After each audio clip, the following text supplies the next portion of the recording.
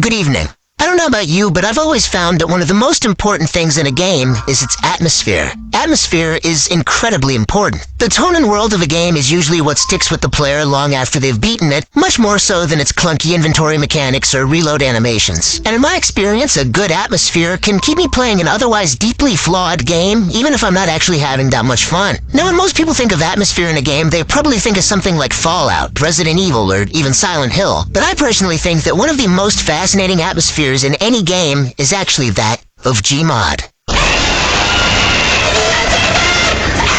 Yes, that Gmod. Now, I know that might sound silly, but just hear me out a sec. Garry's Mod is a game perhaps known best online for its wacky ragdoll physics, abrupt nuclear detonations, cringy My Little Pony and World War II German roleplay servers, and Skibbity Toilet. But beneath its goofy surface, Gmod is built from Half-Life 2, which is a grim, dystopian game with lots of dark and depressing undertones that, though usually buried deep under Gmod's signature copyright-violating insanity, can sometimes create a distinct, uncanny feeling when there's not any wacky shenanigans going on to distract you. In other words, once all your friends pile out of a multiplayer server and you're left alone, Gmod can actually be kind of fucking creepy.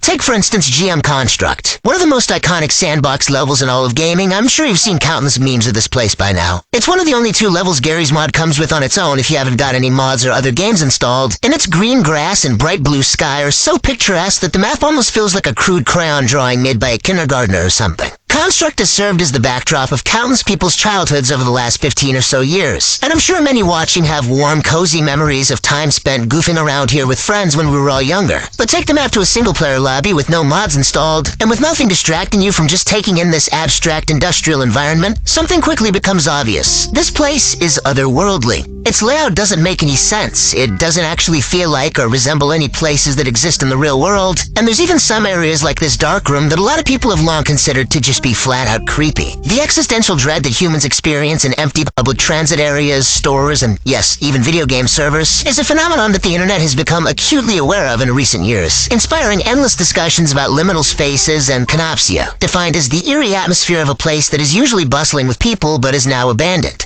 As of late, a lot of people have started getting extremely tired of hearing about this, since the internet hasn't really shut up about it since it first became popular. But what if I told you that GM Construct didn't become iconic as one of the most unintentionally creepy video game levels ever, just because of little kids on Roblox doing next-bot chases? What if I told you that it hasn't just been everyone's paranoia, that there is in fact something sinister hiding in GM Construct, and that the level's creepiness actually runs a lot deeper than anybody realizes?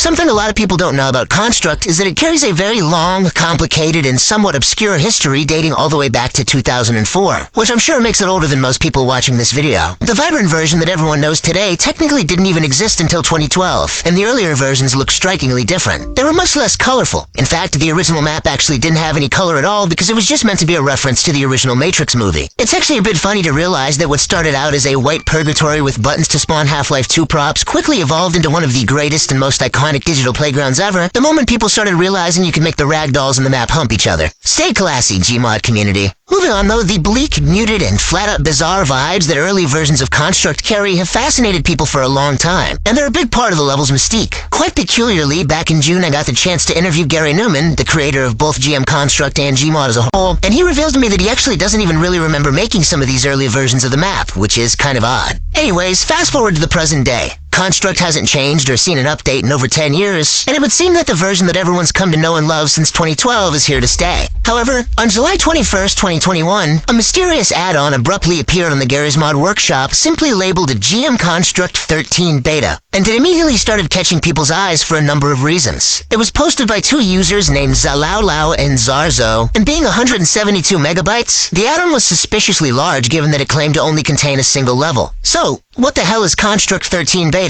Well, here's what the author had to say in the description of the upload. This is the current GM Construct with almost all the removed features ported back from the Gmod 13 beta period. In 2012, I was following GM Construct 13 progress, testing, saving links, and at that time I even ended up getting and publishing an unmodified version of the map to preserve history. Unfortunately, I never liked that some content was removed. And now, 9 years later, I finally decided to get my hands dirty and do something about it. Obviously, I needed a little artistic freedom to blend all the pieces together naturally, since we have many unfinished or unrefined parts mixed with map resizes, but I didn't leave important features out. Each version got carefully looked at, and even the doubtful things are back. I also took the liberty of integrating some improvements. This description seems to call back to a somewhat obscure piece of authentic Gmod history. The fact that the modern version of Construct we know today was actually built using suggestions from the now-defunct Facepunch forums. Basically, the developers of Gmod wanted to know what players wanted to see in a new version of Construct, and took community feedback via a forum thread to try out various different ideas and concepts. Having a look at the screenshots on the Construct 13 beta page, the uploaders' claim checks out, and they've even included a few extra links showing proof that they really were members of the Gmod community back in the day. So, based on that, it certainly looks like this map is nothing more than an editive construct that restores a bunch of ideas that were once considered for the level during a brief phase of experimentation, but ultimately scrapped. However, the comments and discussion pages on Construct 13 beta clearly indicate that this houses something much more ominous than a mere beta content recreation. And that description given really doesn't explain this huge file size. For reference, the original GM construct is only 35 megabytes. So let's have a look for ourselves, why don't we? Downloading the add-on off the workshop and booting up Gmod, nothing seems too fishy at a glance. The level appears on the map menu right next to the real construct, even sporting a custom icon with the little beta stamp on it. Clicking on the level and loading into the game, we can immediately see all the classic construct landmarks like the spawn buildings, the warehouse, and the pondside tower. The skyline looks a little different though, with more visible cliffs and forests, and there's also a new sign on the side of the warehouse reading Construct Inc. These are our first sign of those restored features from the old Facepunch thread that the add-on description promised. And if we enter pretty much any of these familiar buildings around us, we'll immediately start coming across even more interesting cut content. For example, heading down to the white colorable room, it now has doors so you can fully engulf yourself in the void without any visual interruptions, just pure white. This is kinda cool, but it does have one critical problem, being that these doors close behind you automatically. This makes it startlingly easy to lose track of direction and get stuck inside if you don't put a prop down by the door or something, so I can definitely see why this feature was removed. The dark room is already pretty spooky even with well-lit exit doors, so getting lost in here probably would have terrified me as a kid. Heading even further down, the mirror room now leads to a bunker, which in turn connects to a sprawling series of tunnels that lead back to the dark room, the spawn room, and even a new area funneling into the lake. Looking at the original forum thread, this was apparently meant for building submarines, which is a novel idea, but let's be real here, ain't nobody building submarines in this game, man. You ever built a fucking submarine in Gmod? I haven't, and look at how long I've played this game, so clearly nobody's gonna fucking use that. The tunnels also connect to that lakeside building, which instead of being completely hollow and dark like we've come to expect, now has much more welcoming lighting and winding stairs that lead all the way to the rooftop. This is actually pleasant. The other apartment building has a ladder leading up to its rooftop as well, making the whole level a lot more accessible by foot. Which is sad to see because I always kind of felt like the construct we got left players extremely reliant on no-click to get around. From what I can tell, these ideas and areas I've shown genuinely are all real documented areas that were once prototyped and planned for GM constructs, but ultimately scrapped for the sake of simplicity. Now that would all be fine and good if all the map really was what it seems to be on its surface, a pretty cool piece of gaming history that does a good job of restoring content most people would have never seen. But come on, you've seen the title and length of this video, you know there's something else at play here. GM Construct 13 Beta is weird. And I don't just mean weird because it's different from the main construct, no, I mean it's weird. If you run around this place long enough, it quickly becomes apparent that something's off about it, beyond the usual strange vibes you've come to expect from GM Construct. For starters, these maintenance tunnels are creepy. They've got loads of graffiti, they're grimy looking, and some of the lights are out. The implication that Construct needs maintenance also begs more questions about what this place is actually supposed to be. Who maintains Construct? Who built this place? And for what reason? On top of all that, when I first booted up this map, these tunnels felt weirdly easy to get lost in. And it turns out this wasn't just in my head. After exploring for a while, it became increasingly clear to me that these tunnels play tricks on you. Sometimes you'll wind up on the opposite side of the map from where you should be, because sometimes the layout just kind of changes? I don't know how else to describe it, it's trippy as hell. This happens in a couple of other places in the map too. One that comes to mind is this hallway behind the spawn area. Sometimes when you turn through, you'll somehow wind up back in the same room you just came from. It's all very weird and kind of makes you feel like you're going crazy. The first sign of something outright ominous, however, was here in front of the infamous dark room.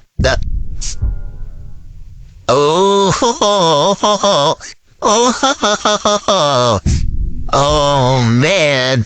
I don't want to fucking go in there. That was a real clip of me reacting to this level blindly on stream. The light in front of the dark room flickered ominously, which actually kinda startled me, and then going over to the hallway near the mirror and colorable room, my flashlight stopped working too. By this point, it was clear the level had a lot of tricks up its sleeve, but little did I know this was only scratching the surface. Exploring the map a little while longer, I occasionally started seeing trash fires around the place. Just chairs and random pieces of garbage sitting around, set ablaze as if someone was camping here and trying to keep warm. Now in the game Portal, there's a part where the player character begins breaking out of their intended areas and finding traces of a schizophrenic employee who survived a neurotoxin gassing, which helps the player uncover a further conspiracy explored in the game's later plotline. I bring this up because these little areas definitely reminded me of those Ratman dens. So, if this is anything like Portal, does that mean there's someone here? Where would they be hiding? Maybe in that ever-terrifying, ominous dark room that just flickered a few seconds ago? Let's have a look. For some godforsaken reason, the dark room will sometimes have barnacles from Half-Life 2 lining their ceilings, serving as a trap for any poor bastard who stumbles in without paying attention to their surroundings. This place also doesn't take kindly to decorations. If you try spawning lights or props in or outside the dark room, this happens.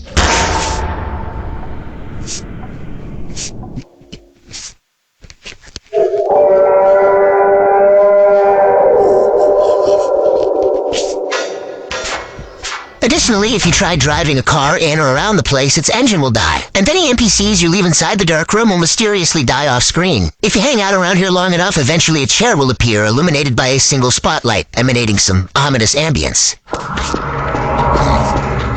But I walked up to the chair and nothing happened, and I couldn't sit down in it either, so I decided to head out. Don't worry though, we'll be back here later. I headed back up to the surface again, and by this point I was no longer alone on the map, as there was now this guy standing by spawn, silently staring ahead expressionlessly and greenly. I know there are some really young Zoomers in my audience, so I'm sorry to break it to you guys that this isn't a Breaking Bad reference. This is Info Player Start, an entity that's supposed to look like Gordon Freeman, and is used in the game's map editing software Hammer to mark spawn points. The thing is, this model is only supposed to appear as a marker in that map software, not in the game itself. So needless to say, it's extremely odd for it to appear in your game in this way, and it's even more odd that if you get too close to him, he'll teleport away. After wandering around for a while, I also ran into another bizarre Gordon Freeman anomaly. This time taking the appearance of the weird unfinished third-person model from Half-Life 2, which is pretty much a weird untextured version of his model from the original Half-Life. This guy seems to just kind of spawn at random parts of the map and stare at you from a distance. Just like the Info Player Start before him, you can't kill him or get rid of him or really do anything to him. A lot of players apparently call him Semper, as a reference to a creepypasta that revolves around this same Gordon placeholder model. I'm not sure if there's any actual intentional connection between this map and the creepypasta, but either way, this guy definitely feels invasive and imposing. In fact, if around this point you get spooked and decide to leave to another map, this guy can actually apparently follow you there. He doesn't hurt you, he doesn't jump scare you, he just watches from a distance, and you actually can't get rid of him without outright uninstalling the add-on. So if you're planning to check this map out for yourself, you'd better make sure you remember to wipe your downloads once you're done, or else this guy might pay you a visit when you're least expecting it. Anyways, after playing Construct 13 beta for a while, I could've sworn I had started seeing figures out of the corner of my eye, disappearing around corners, and it turned out I was right. Once you've explored a bit, there's a number of places that these dark shadow people will pop up around the map, and if you manage to catch up to one of them with no clip or by bunny hopping, this will happen.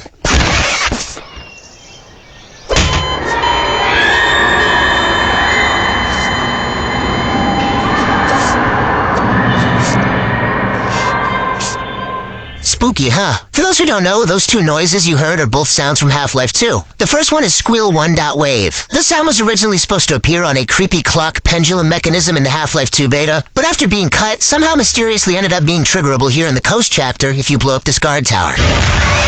It's a really weird noise, and nobody seems to have any idea why it's there. The other is Playground_memory.wave, which plays at the start of the game in the playground section and is supposed to drive home the sad lack of children in City 17 due to the Combine suppression field.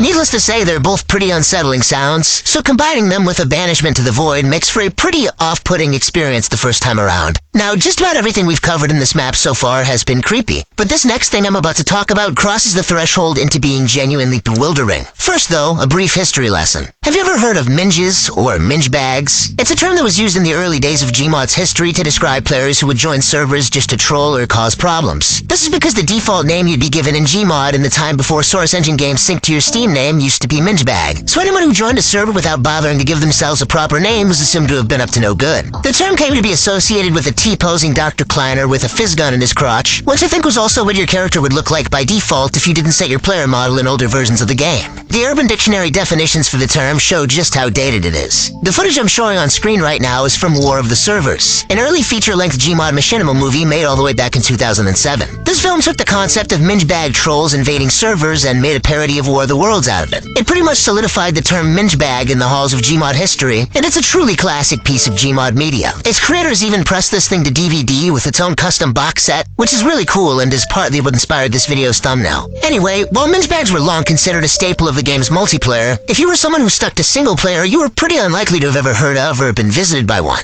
But what if you were? Well, if you stick around GM Construct 13 beta long enough, Mingebags will start showing up. Gravity gun crotch and all, appearing right inside your single-player game session. They walk and fly around, they destroy shit, they kill you if you get too close to them or if you get in the way of their fizz gun beam, and are overall crazy, unpredictable, and dangerous. But they're also so intelligent and human-like that it was actually a bit off-putting the first time I ran into them. They run around and jump just like humans do. They're a spitting image of the old-school Gmod Minges. So how does this work? Are these a hyper-advanced AI or something? No, actually. It turns out these really are other real players who have been connected directly to your single-player game. It's apparently made possible through a proprietary central server called MingeNet, which the map occasionally tries to connect you to if it detects that you have an internet connection. MingeNet reads your position, rotation, whether you're firing your weapon, whether you've used chat recently, and whether you've been attacking another Minge, and then redistributes all this data back to the central server to sync it across everyone playing the map at one time. Also, sometimes one of these guys will wind up in the skybox, which is really funny looking. If you want proof these are real players, take note of the fizz gun. When Minges appear in a game, your fizz gun is altered to also function as a drawing tool, which can spray missing texture cubes on the wall. And this allows for some very rudimentary communication.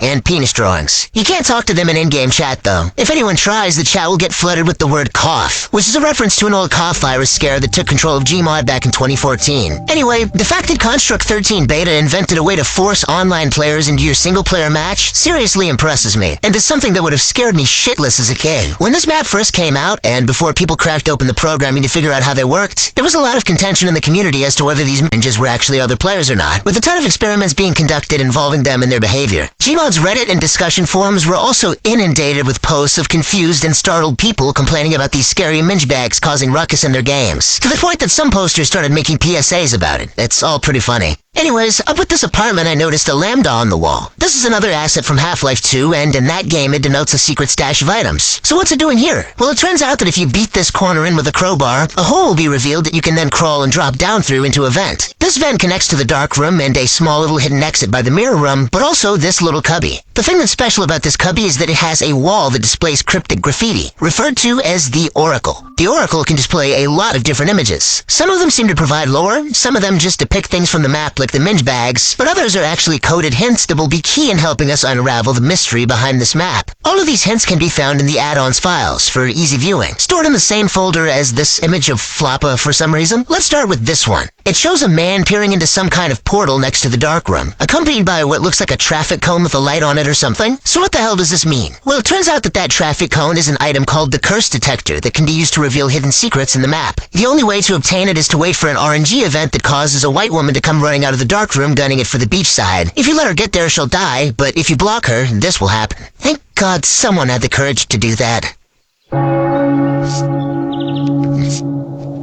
I gotta say, this would probably be a bit less goofy if they hadn't used the fucking Taco Bell noise. Anyway, if we take this curse detector to the rear entrance of the dark room as was shown in that hint, the laws of reality will break and a dimensional portal will open to a brand new location. Heading through, we find ourselves in a weird facility with some sparse living arrangements, a ton of props scattered around, and a laboratory. Going up to the second floor, we'll find an office area, giving us a name for this place. The ARC, or the Anomaly Research Center. Digging through our surroundings, we can find a pile of PHX slabs with sketches and notes on them, presumably scribbled down by members of the ARC. Pressing E on these will open separate links to various creepy Gmod YouTube videos, and there's a lot of them. At first I assumed these channels and videos would unravel a greater mystery, but as I went on, they started feeling becoming less and less coherent, and eventually started to feel like flat-out gags. It actually took me aback when certain plates even started pulling up uploads from Gmod era Gs I've covered elsewhere on my channel. There's links to videos from Gunslinger Pro 2009, Badwater Videos 2009, Survivor of All, and even Gordon Poopman 297, which was briefly a bit of an inside joke on my channel. I guess whoever put these here must have been a viewer of mine, which is sweet. There's also a few other spooky Gmod anomalies you can spot images of around the base. We can even see a reference to the ever-popular Interloper ARG that I never got around to covering. However, none of the Interloper-related commands that my stream chat was spamming me to try seem to do anything. And the notes next to these images seem to indicate that none of them are actually directly tied to what's going on in Construct 13 Beta at all. They're just kind of Easter eggs, I guess. But based on their name and all the references to other popular spooky Gmod content, it definitely seems that the ARC is meant to basically be a Gmod equivalent of the Secure Contain Protect Foundation, which if you somehow haven't heard of, is another popular ARG revolving around a secret organization that captures and studies paranormal phenomena. It's a pretty nifty idea. Other than that, there's a few other things to check out around this facility as well. For example, these two slabs with in-game screenshots on them. One is of a man staring at the mirror, and the other is some kind of ritual involving 5 babies and a skull. If we go out and try replicating the ritual scene in the second image, we'll discover that it has the effect of purging any minge bags in your game reliably, so that you can get some peace and quiet. Which is kinda nice because once their mystique wears off, they can get a little annoying. The other image seems to be hinting at something being off about the mirror room. Once again, this will make more sense later. There's also 2 spots marked on the base's floor. One is accompanied by the numbers 0019 and will set any prop that comes into contact with it on fire. The other is a yellow square that gives props a low gravity effect. The last notable thing I could find here, though, was this Combine helicopter bomb in containment that if you touch explodes, killing you and deleting the entire base.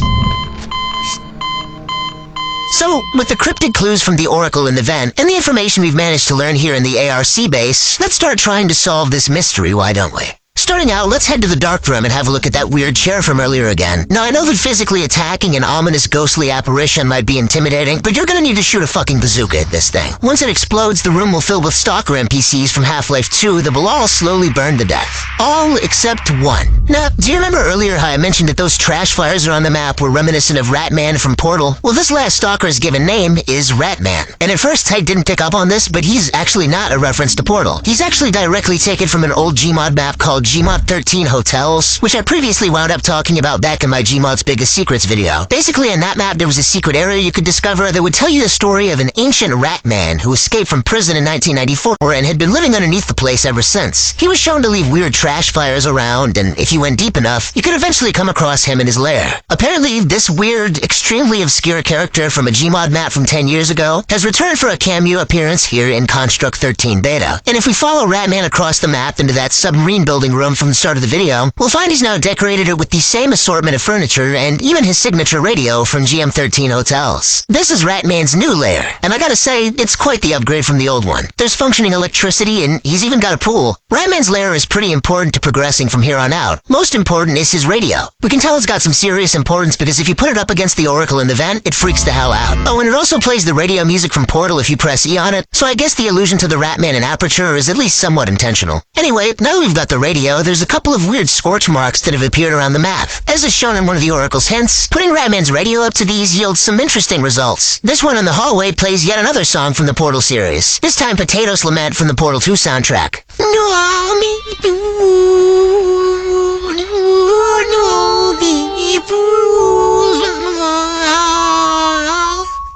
This second scorch mark right inside Ratman's lair is more interesting though, because it plays the infamous creepy radio song from Half-Life 2, interspersed with a weird string of numbers.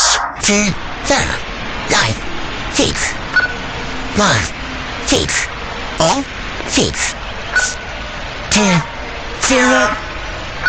If you've watched any of my other spooky Gmod videos, some of you guys might be getting deja vu right now. Because the Gmod era G Classic GM videos, which I covered back in 2022, had an upload called Half-Life 2 Creepy Nova Prospect Easter Egg, where the protagonist of that series also puts a radio in a weird spot, and here's that same exact song and same exact number sequence. So, what do we do with it? Well, in that series, the player plugs them into the console and gets plunged into the darkroom in Construct. So, why don't we try that? If we put these numbers in the console like so, we'll instantly get teleported to the darkroom alongside 3 fast zombies, as well as an entity known only as Sad Gregory. Up until this point, there's actually been a small chance that the player might briefly spot Sad Gregory in the corner of the darkroom anytime they enter, but if we help him kill these zombies, it'll make him stop appearing there for good, and hopefully stop being so sad. Also, this isn't required for progression, but there's another Oracle hint that tells us to take the radio up to the top of this building by the pond. Once you do that, this will happen.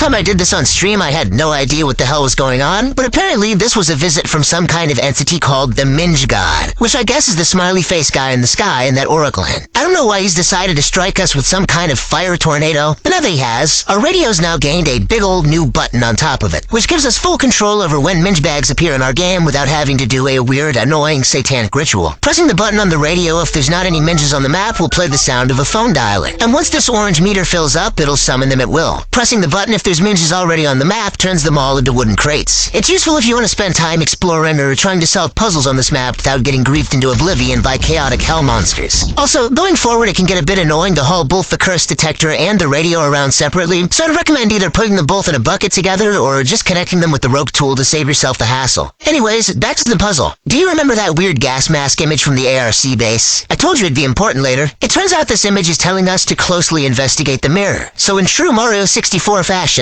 why don't we have a look? Welcome to the mirror world. At first, things don't seem so different, but once we make it to the surface, we're in for a bit of a mindfuck. This is a really trippy thing to explore. It's kind of crazy how simply flipping something horizontally made me feel completely disoriented and lost in an iconic level from a video game I've spent an ungodly amount of time in. Apparently, this is done by flipping the player's perspective and their controls, which is a technique that was also used in LiDAR, another really interesting Gmod horror project that, shit, I'm gonna have to do a video on that one as well at some point, aren't I? Anywho, we're not just in the mirror room to visit. We're here on a mission. In the mirror world, there are various spots on the floor marked by X's. They're all around the map in various locations, from the balconies to the secret room and the bunker, even down to Ratman's lair. Taking this knowledge, let's go have a look at some of those locations in the regular world. Heading back through the mirror, we can now see that in place of these X's are various different props and items that seem a little bit out of place. Notably, a trash can in the secret room, various globes around the map, and some of Ratman's furniture. When we get near them, the curse detector will beep really fast and flash green. And if we whack these items with the crowbar, they'll start shape-shifting. Most of them turn into baby dolls, but one of them turns into a skull, and the doll from the secret room. This is where we'll again have to consult the oracle. This mural shows Ratman's table, with 4 babies, the skull, and the doll, all suspended in the air above it. So, we bring these items over, and sure enough, they lock in place. Once the ritual is complete,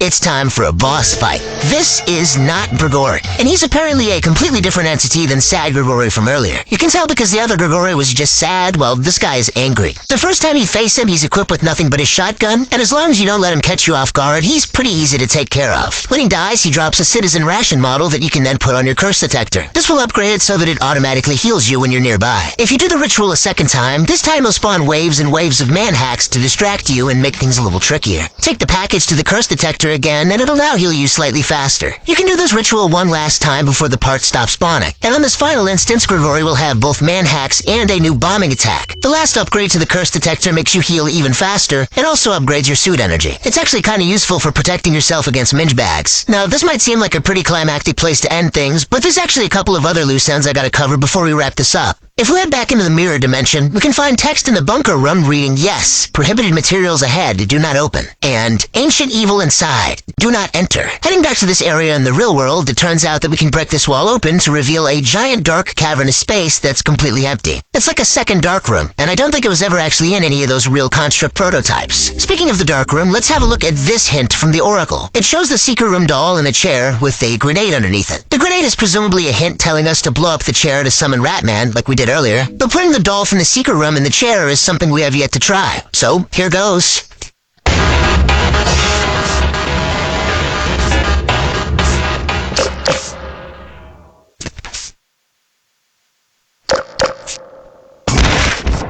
Welcome to the Big Dark Room. In my opinion, this is the freakiest area in the entire map. You know how placing lights in the regular dark room wouldn't work because they'd just fizzle out? Well, in this place, pretty much nothing works. Once you're down here, you're trapped. Your first impulse might be to try and no-clip away, but you just flat out can't no-clip. The button doesn't work. My second impulse was to try lighting up the map using a console command called Matte Fulbright. That doesn't work either. If you have add-ons that add drones, or night vision, or campfires, even those will get destroyed down here, as shown in this oracle hint. Hell, you can't even kill bind to escape this place. On a first encounter, it's actually kind of terrifying. This deep, dark room cannot be contained or subverted by any human means. Thankfully, the game does eventually throw you a bone, as the chair and doll will both eventually reappear near you. Blowing up the chair again, you'll hear a female voice say, "We thought you were here to help," before getting teleported to various places around the map as Semper from earlier stares you down. Then he'll disappear, and you'll finally be let loose back into the regular map. This guy seems to be a really important part of the mystery given how much he appears and the way his reach extends to other maps. There's not too much left to talk about, but there's still a few other small things around the map I couldn't wrap my head around. Like this graffiti in the mirror world that cryptically tells us that the radio is receiving from the unknown. This little ass cubby near the oracle entrance that you can break open and seems like a perfect slot to put some kind of small item, but doesn't actually seem to do anything. And finally, this zombie with a weird block thing on his head. I got no idea what's going on with him, but he spawns randomly and can sometimes lag the hell out of your game. So, what's there to learn from all this? Well, if I had to take a guess as to what the root of all these anomalies are, and what the core mystery of Construct 13 Beta is, I'd say it seems that the insane, demonic darkroom dimension seems to hold some kind of dark essence that's spreading elsewhere throughout the map. What exactly this dark essence is, what it wants, how far it will go, and what we can do to stop it remains to be seen. One of the videos you can find linked on a panel in the ARC base shows a Combine Elite in what I think is the dark room, and according to this page from the wiki, it's apparently got a message in Morse code insinuating that the dark room is an infection of some kind. Regardless, whatever it is that's down there, it's making changes to the map seemingly without the creator knowing. And maybe, just maybe,